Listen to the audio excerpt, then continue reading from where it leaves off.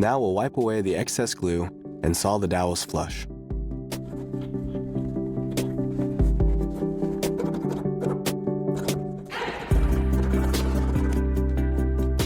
From here, we can screw in the hinge like normal.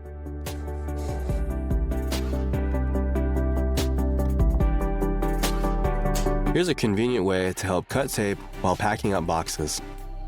We'll use a small piece of the snap-off blade and tape it to the back of our thumb. Now we can easily cut the tape while packaging our boxes.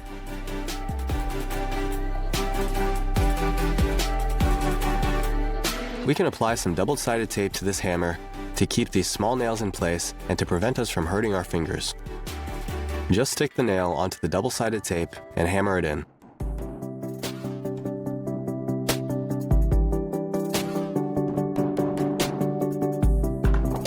Our next project will be making a DIY drill bit.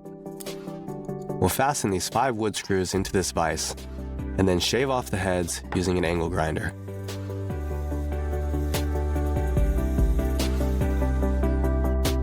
Next, we'll hold all of the screws together with a zip tie.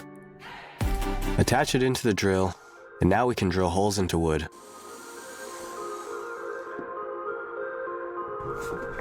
Sometimes we need to install wire clips in difficult places. Instead of using a hammer, we can use this wood clamp to drive the nail into the wood. Now let's make a sanding drum drill bit out of some PVC pipe. We'll cut 2 pieces of the same length. On one piece, we'll cut it down the middle and wrap sandpaper around the outside.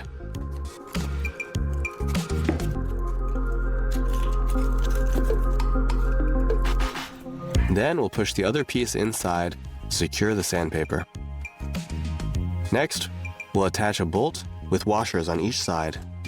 Now we can attach it to our drill to make sanding a little bit easier. We can take this angle grinder disc and cut it into a few smaller discs for our rotary tool. We'll insert a small bolt through the center and attach it to the bit that connects to our rotary tool. Now we can make some incisions into this PVC pipe to create a little holster for our tools.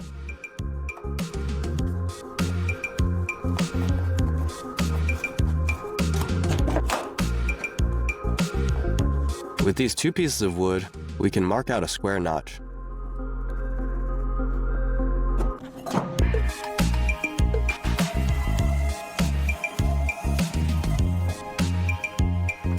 Now we can mount a bracket to one end with some screws. We'll then attach our handle to this piece of MDF.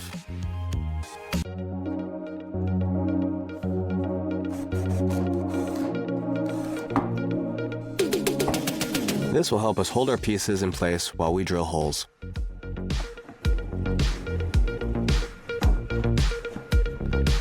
We can unwind this thick wire rope by first cutting it, then attaching it to our drill.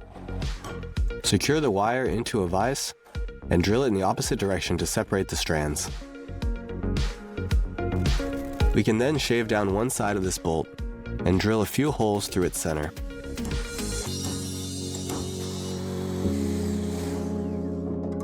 We'll add some nuts and then one of our wire strands into each hole. Separate the strands on each wire. And now we can use this as a drill bit to clean the inside of this pipe.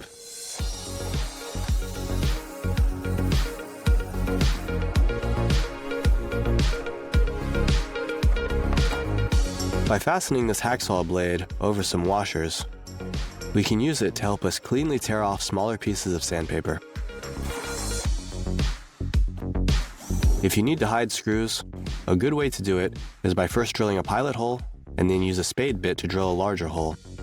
Now install the screw and fill the hole with wood glue. Next, we'll seal it with a large dowel with the same type of wood. When drilling holes normally, sometimes the edges around the hole will start to chip. If we start our holes by putting the drill in reverse, this will remove enough wood on the top layer to not chip away the surface. Then, we can drill the holes normally for a clean finish.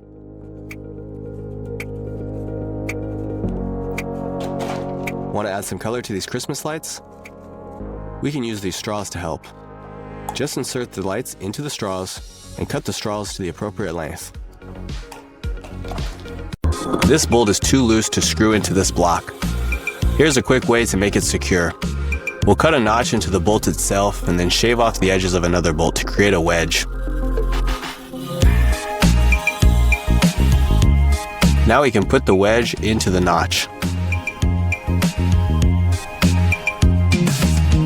And then we'll hammer the bolt into the stone.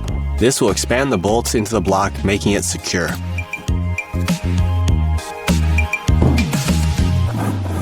How about adding a bit of decoration to these drawers? We can square off a log to match the size of the drawers and then cut off a few rounds. Add some glue to the ends of the drawers, place the rounds on top. Add a bit more glue or varnish to the top of the rounds to seal up any pores. This gives us a nice rustic look. We'll be using this log to make a napkin hole. We'll need to cut out a slab and then run it through a planer. This will give us an even edge. We'll do the same with the sides. Now we'll cut this piece of wood into 2 equal lengths. Now we want to cut out a space for the napkins about 3 inches deep in the center of each piece. We'll use a marking gauge to get an even length on each side.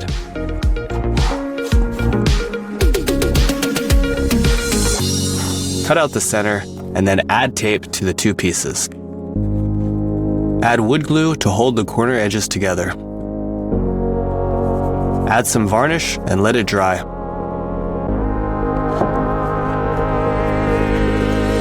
Here's a neat way to use your angle grinder as a sander.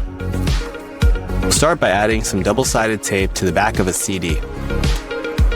Cut off the excess tape. Do the same to the other side.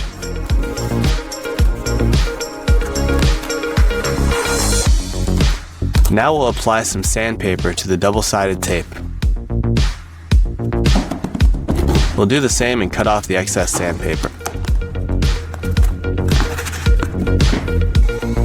Drill a hole in the center of the CD using a bit that matches the angle grinder. Again, apply sandpaper to the other side and remove any excess. Now we'll secure it onto our angle grinder, tighten it up.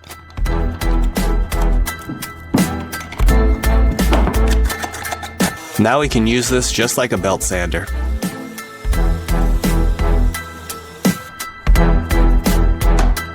Our next project is a little tool that'll help us find the center of things.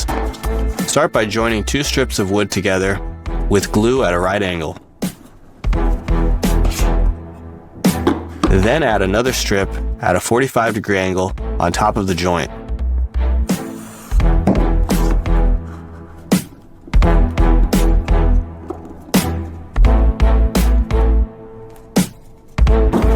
Now we can quickly find the center of this log by making a few marks.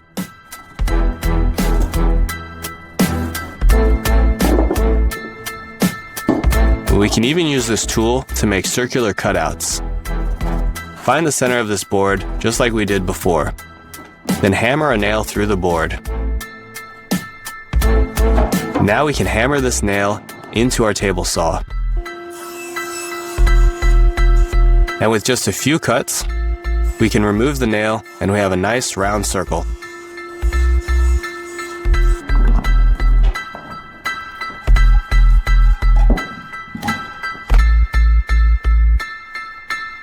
Our channel is full of videos with tips, tricks, and life hacks.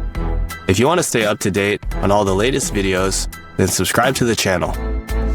Learning new things is always a great investment of time. And our channel is here to help you finish projects and maximize your workspace.